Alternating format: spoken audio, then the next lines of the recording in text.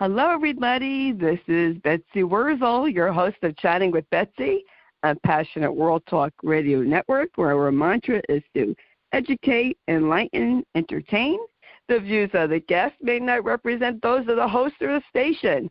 Folks, you're going to want to stay tuned to this podcast. Do you have a messy closet? Is your house a mess? Do you have messy drawers, dresser drawers? Well, you're going to want to listen to my guest, Julie Stobbe, who is from Canada. She is a trained professional organizer and Goalies member of Professional Organizers in Canada. She began Mind Over Clutter in 2006. She is a lifestyle organizer coach. She also works remotely in case you are wherever you are in the world. And in 2021, she wrote an online course, Create an Organized Home. Well, who doesn't need that, right? So I want to welcome Julie Stobbe to Chatting with Betsy. Welcome, Julie. Thank you for having me. Oh, you're welcome. I could tell you, I know my closet's a mess.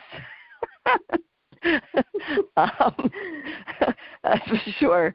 So I'd like for you to tell the audience, what is it exactly that you do, and how did you get into this line of work? So I work with clients that are residential or office clients, and I help them to get rid of the distracting clutter that's around streamlined systems or routines that need to be established to help things stay organized or get organized. And I help them with time management, because a lot of times if your physical space is cluttered, it also means that your calendar might be cluttered, or even your mind might be cluttered. So I help them in all those areas. Oh, that's interesting. And go ahead. I got into this because I was working as an associate professor at a university on a sessional contract, and the sessional contract ended, and so I thought, okay, I wonder what's happening in the organizing realm, because I had known about it for about 25 years before I started my business. So I looked up professional organizing, found the association, and I just jumped in and started working with organizers part-time, and then started my own business, and it just took off from there.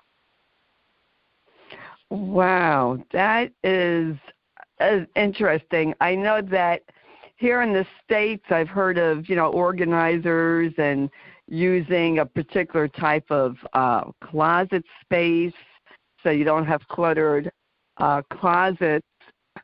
What do you recommend to your clients, especially if you work virtual, because you do virtual work? Do they take you into their rooms to show you pictures of their closets? You could then tell them how to reorganize?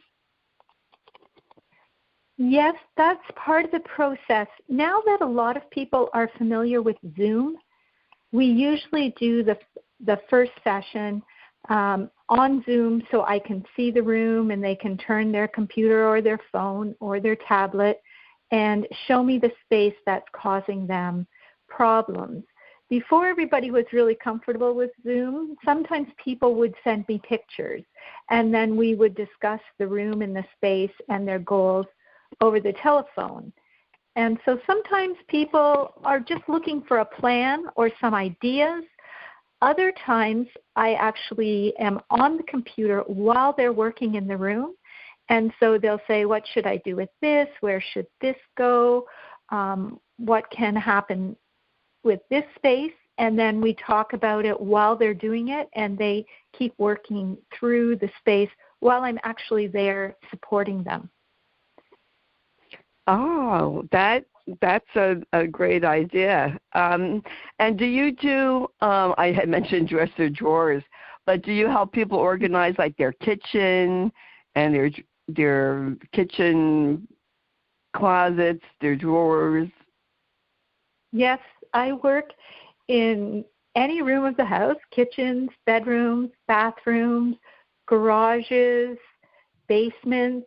I've done a few attics even, not too many of them, but any room in the house. And sometimes it's just a particular type of storage that they're having trouble with. That happens a lot in garages or basements. It's how do we put in storage? What kind of storage do we need in order to keep everything that we have that needs to go in this space stored well, not falling over, easy to get at, easy to put away. So I work in all those kinds of different rooms and spaces. And the thing for me is it's like a puzzle. So I come into this space either virtually through a video or I'm actually there personally in this space. And I kind of look at it and I look at all the parts that are there and I listen to what the client's telling me about how they feel about their stuff and how much stuff they want to keep. And then I just start fitting all those pieces together until you get like this beautiful picture of an organized room. That sounds great. Do you have any particular philosophies, like I've heard and I have read, if you haven't worn something in like 5 or 10 years, discard it. I forgot the exact wording, but, if you haven't used it, worn it, or liked it in the past 5 years or so, discard it. Do you recommend that, or do you have a different philosophy? Well, a lot of people will say if I haven't used it in a year or two, that then I will donate it. And that works for some people.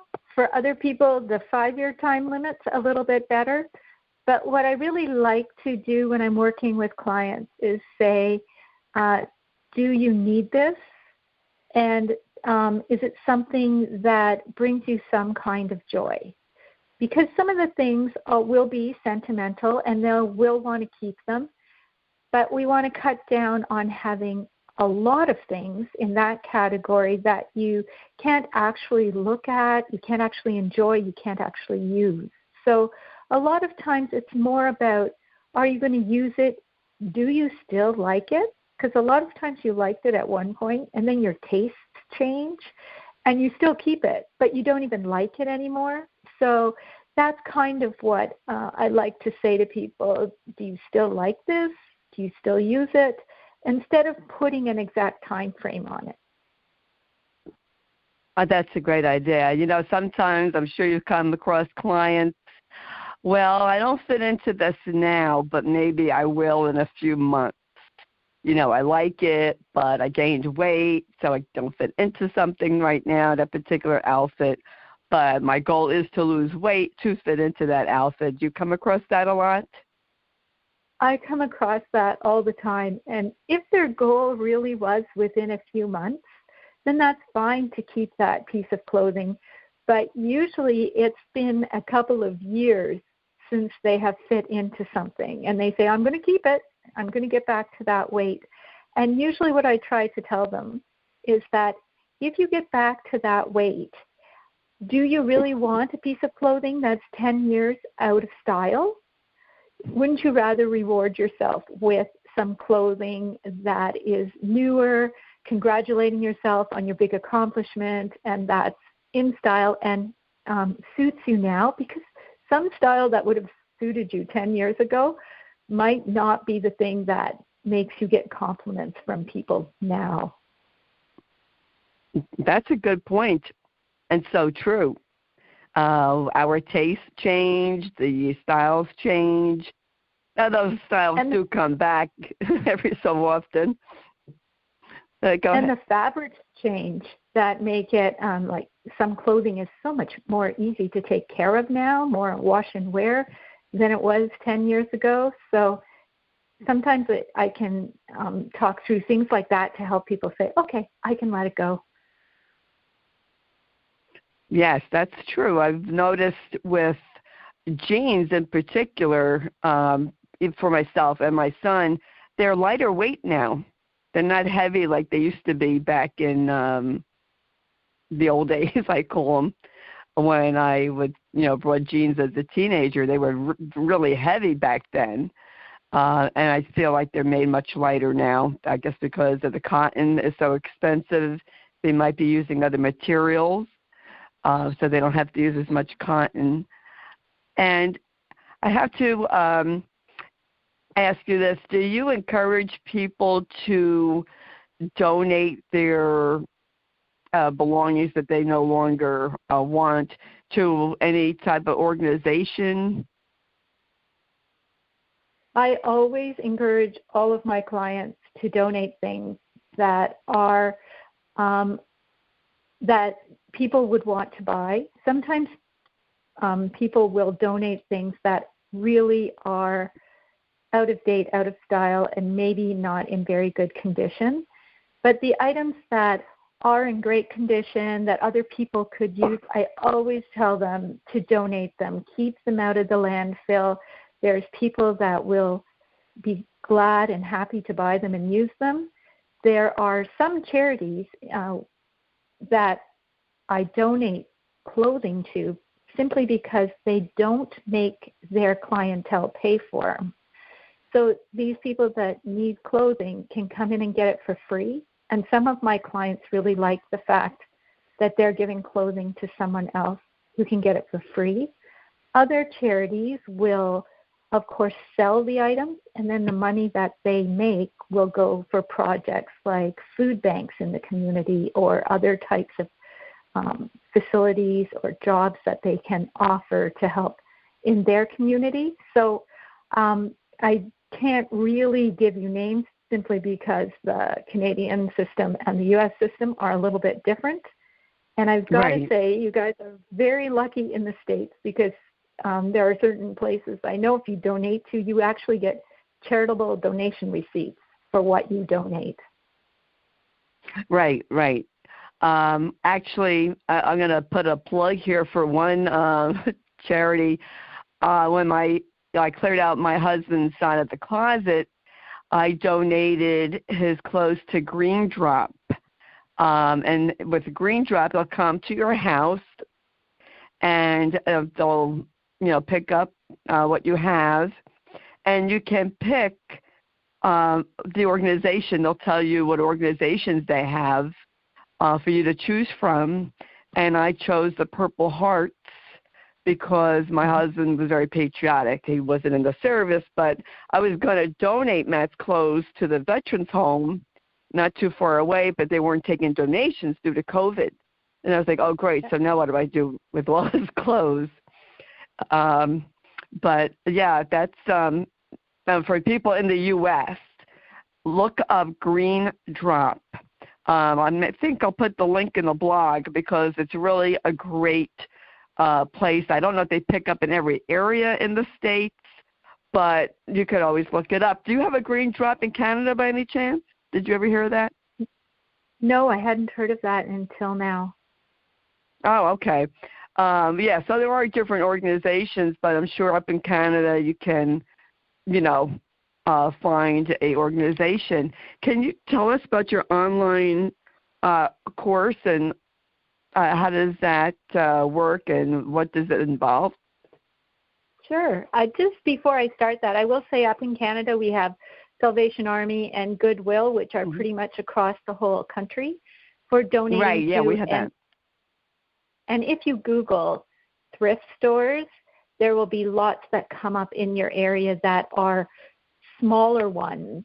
And women's shelters are sometimes also a good thing to Google to find out where there is one in your area that you can donate items, houseware items, and clothing, because a lot of times they have had to leave where they live quickly and they need everything. So just to keep those kind of things in mind. Yes, that's a very good idea. Thank you. So my online course is called Create an Organized Home, because not everybody lives in a house. So it's whatever your home is, an apartment, a house, a trailer, a tiny home. And it's full of videos and worksheets and checklists. And it's a step-by-step program with 6 steps in it to help you move from deciding on how to decide on what room you want to start with, how to set up a schedule so that you'll be successful and have time to do your project, through how to sort your items, how to decide what you're going to keep, what you're going to give away, where you're going to give it to, and then looking at possible storage solutions for the space that you're in, because some people will be organizing an office, others will be organizing a basement or a kitchen. So there's criteria there to help you figure out how to set up the storage in whatever room you're looking at. And then there's a section on what types of products you might find useful, generally known as containers. But a container can be any size, shape, jar, box, bin, magazine holder. So there's all kinds of information on types of items that you might want to use in different rooms in your house. And then at the very end, I give you a little quick sort of cheat sheet checklist so that when you start on your next room, you can just go through all the steps. They'll become second nature to you. And by the time you do all the rooms in your house, you'll be a pro at knowing how to sort the things, figure out what you're keeping, where you're going to store them, and how you're going to store them, and where you're going to donate to. That sounds like a great course, and anyone can do it, no matter where in the world. That's right, and no matter where in the house, where in the home. And where in the house. That sounds awesome, and I have to thank you for bringing up about the women's shelters, because I forgot about that. And also there's men's places where people are trying to get back to work and they need attire, they need clothes, and you could donate to them also. And check out the resources in your area. I don't know about Canada. Here in the U.S., I would highly suggest people check with your township. I call it township. That's what we call it where I live in New Jersey. Check with your local town. Check with your senior center, and they could guide you with a resource of where you can donate even in your own town if you want to help people that way. And this is very interesting, Julie. And what would you recommend be the first step in organizing your closet? That's interesting. I'll try a closet. Did you want to start with a closet? Okay. Yes. So the first step in organizing a closet, and I'm going to say a closet that's holding clothes rather than a linen closet. A closet that's holding clothes, the first thing to do is to empty the closet. Because a lot of times there's things on the floor, there's things on the top shelf, there's things jammed in the corners that are not clothes. So you want to empty the closet and keep in that closet only the clothes that belong in that room. And the next question people usually say to me is, well, what am I supposed to do with everything that is not going back in the closet? And what you need to remember is you're organizing the closet. So all that other stuff will end up in different places stored in your house, probably where it should be, and it just kind of got pushed in that closet. So other spaces will get a little bit messy while you're doing the closet. And then you'll move on and figure out where to put all that other stuff. And then you want to keep your clothes, your shoes. Sometimes you need to have a few other things in your closet, like that might be the only place you can store a suitcase, or it might be the place that you want to store the sheets or blankets that go on the bed in that room. And so that's how you start, is by emptying the closet. That's a good idea, because I never really thought about just emptying, everything out.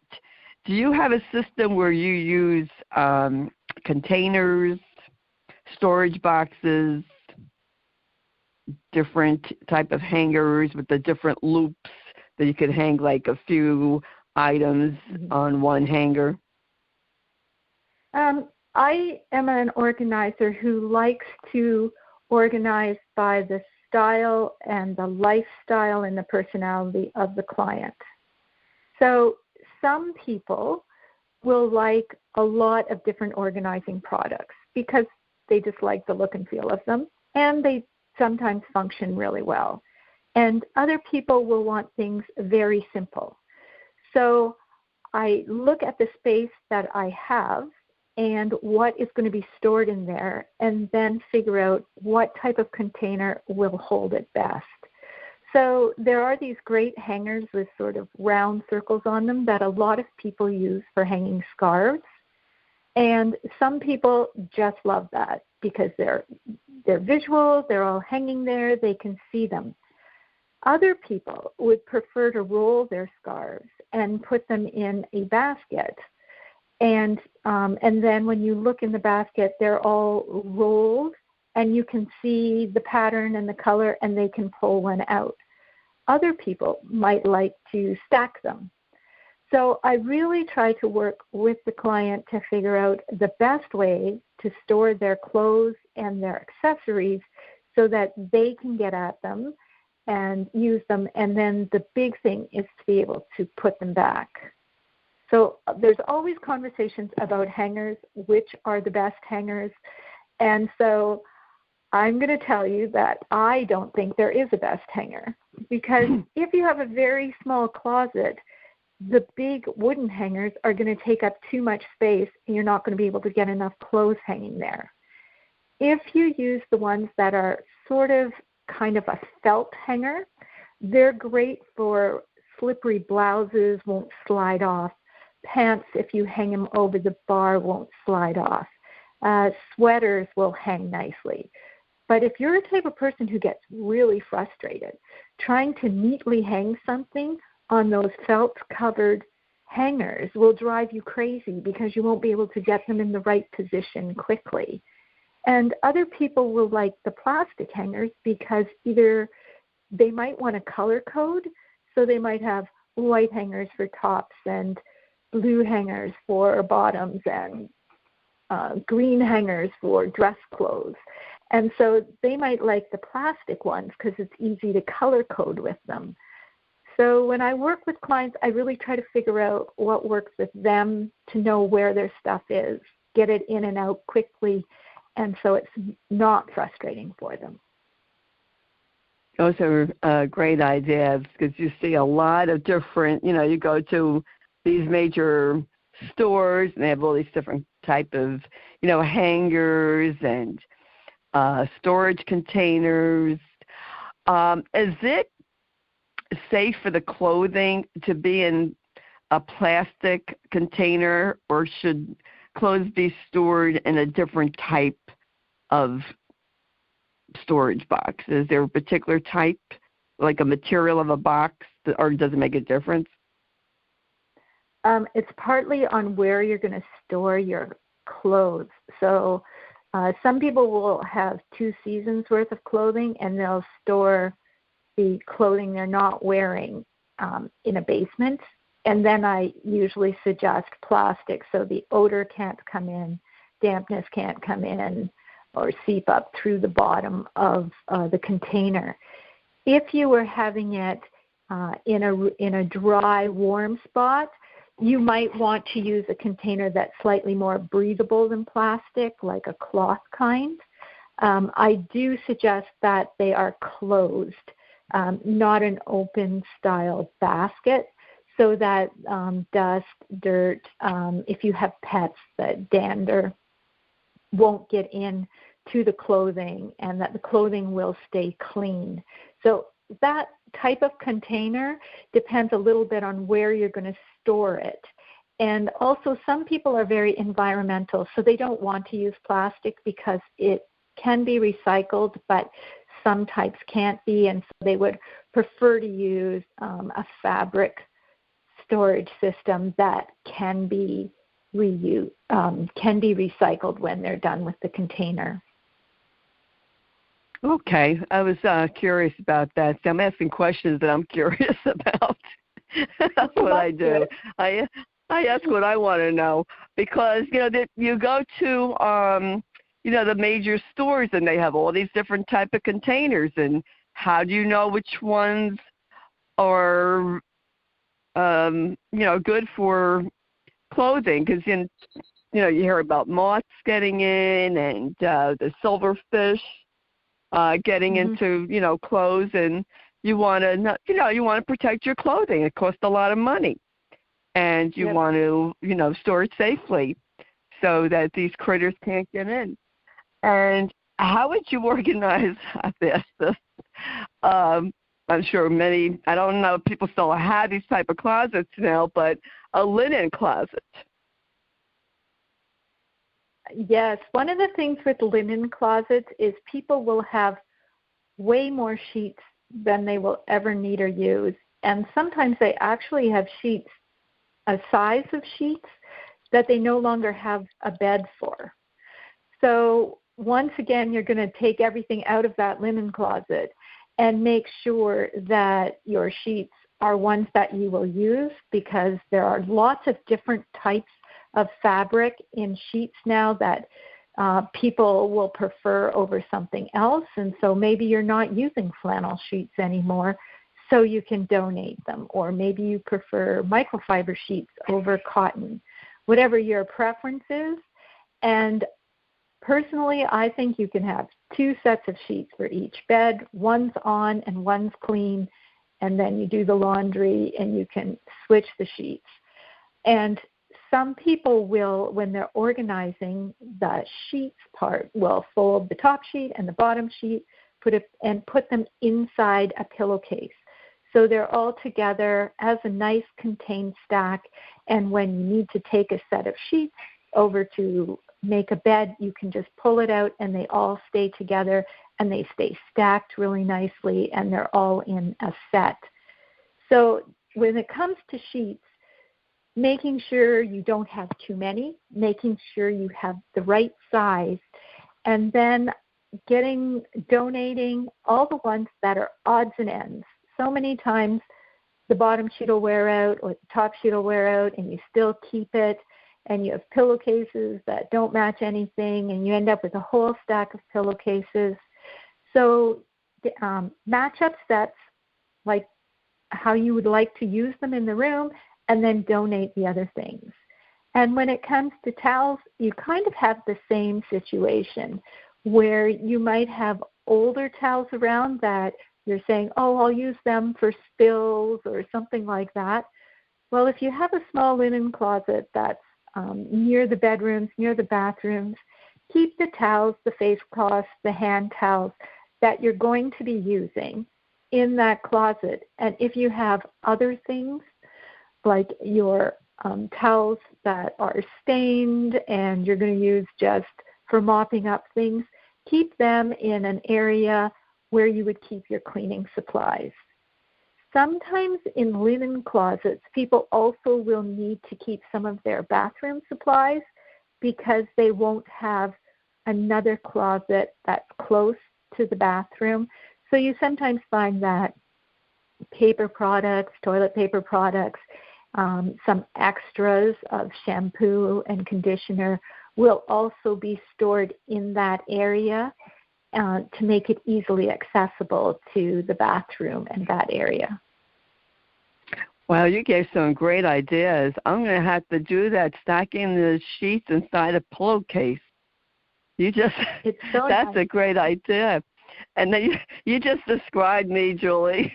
I have sheets that are too small or that are, getting thin, and yet I still have them. So you just gave me an incentive to clean out and straighten out my linen closet.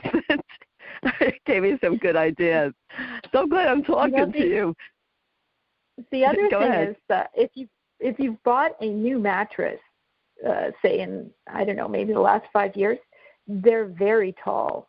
They're, I think, called deep pocket mattresses, Yeah. or the sheets you need have to have deep pockets. So some of the old sheets, when mattresses were much thinner, don't even really work on the new mattresses. So it's time to move them on so that the sheets actually fit the bed. Yes, I have. I can't help but laugh because I have some sheets that do not fit, the deep pocket, and you put them on, and then you wake up and the sheet is half off the bed. I have to get rid of those. I talk about real life, folks. It's funny because you're just mentioning exactly what I do. And then I have to ask you, for people who do have a pantry closet, what do you suggest about the pantry closet?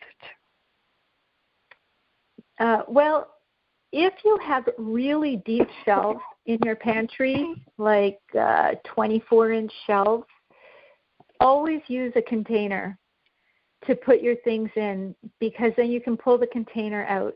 If you don't, the things that are at the back of a 24-inch shelf will get lost, and they'll go past the expiry date, and you'll probably end up having to throw them out. If you are lucky and your pantry is only about 12 inches deep, then you can use containers if you like.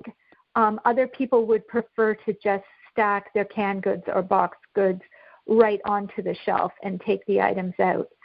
So when you're organizing that pantry, try, if you think about food categories that you cook in, that's a good way to organize your pantry. So if you use grains, you might want to put all of your pasta, rice, couscous, anything that's a grain together. Other people might only keep their pasta together and put those grains somewhere else in some other type of category. So think about how you cook and then organize your groups that way. So a lot of people will keep their canned foods all together and then divide it into subcategories like fruits, beans, vegetables, so it's easy to pull things out. And then sometimes people will have things in glass, and sometimes they keep the glass and the tin together, like, say, tomatoes can come in glass or tin. Other people will prefer to keep their glass items, things that are purchased in glass, all together and put them in categories. A lot of times when you hit the breakfast area, some people will have all your cereals together, but they'll also keep the peanut butter and jam and other things in that part of their pantry all together because they think of them as breakfast food rather than, say, having the jam over with the glass jars or something like that. And so that's the general tips that I would give you. Use containers if it works best for you, or if you have things that don't stand up well, like if you buy a lot of seasoning package mixes or gravy mixes or taco spices, you might want to have a container because those types of packages just kind of fall all over the place. And the container will keep them standing up nicely for you. You can pull it out, pull the package you need, and then slide it back in. Always try to watch the expiry dates and buy what you will need and what you use. So once again, if you're going to organize your pantry, you're going to have to pull everything out, look at those expiry dates, decide if it's a food you still eat, because food tastes change. So you might find things in your pantry that you're thinking, why did I ever buy that? I don't even like that. And if it hasn't expired, then take it to your local food bank and donate it there.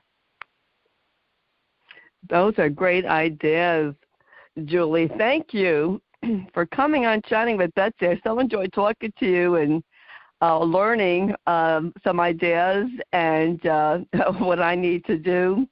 And I want to recommend everyone to check out Julie Stobbe. Do you have a website that you would like to give out? The information will be in the blog, but if you just want to say how people can reach you. Yes, my website is www.mindoverclutter. It's all one word, MINDOVER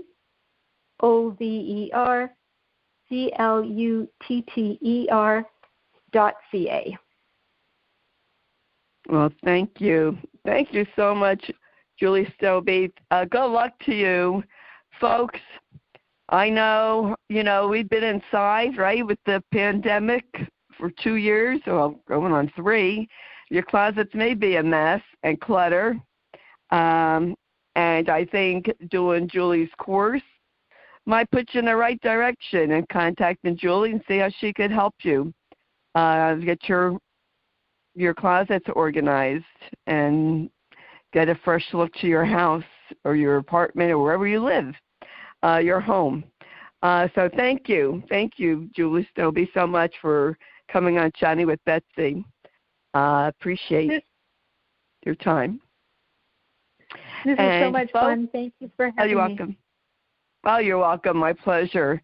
Folks, if you missed any of this podcast, you can catch it again wherever you hear your favorite podcast. It's free to subscribe to Chatting with Betsy. I'm on Podchaser, Spreaker, Spotify, and many other places.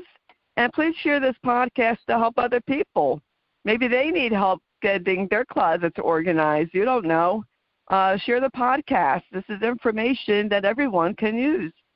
And I want to thank Julie Stobbe again for coming on. I want to thank Jeannie White, station manager, Pwtrn World Talk Radio, for producing the show, writing the blog. Please read the blog because it will have information about Julie Stobbe and how you can contact her. And I want to thank Lillian Caldwell, CEO of Pwtrn World Talk Radio, for making this all possible. And I want to thank you, the listeners. Thank you for listening and sharing and downloading. Appreciate your support. And I just want to tell everyone to be kind. I appreciate people listening and sharing. Go on and even do a review. Hopefully you give me 5 stars so I could get this show out there. Chatting with Betsy is about helping other people and providing resources to help people. Even organizing your home, that's a resource. That's important. And I just am so grateful and blessed to be a talk show host on Pwtrn World Talk Radio, and I really love what I do. So thank you, everyone, for listening to Chatting with Betsy. I appreciate it. Folks, until we chat again, please be kind, be safe, and be careful, and be well. Till we chat again, bye-bye now. This is Betsy Wurzel, your host of Chatting with Betsy on Pwtrn World Talk Radio. Bye-bye.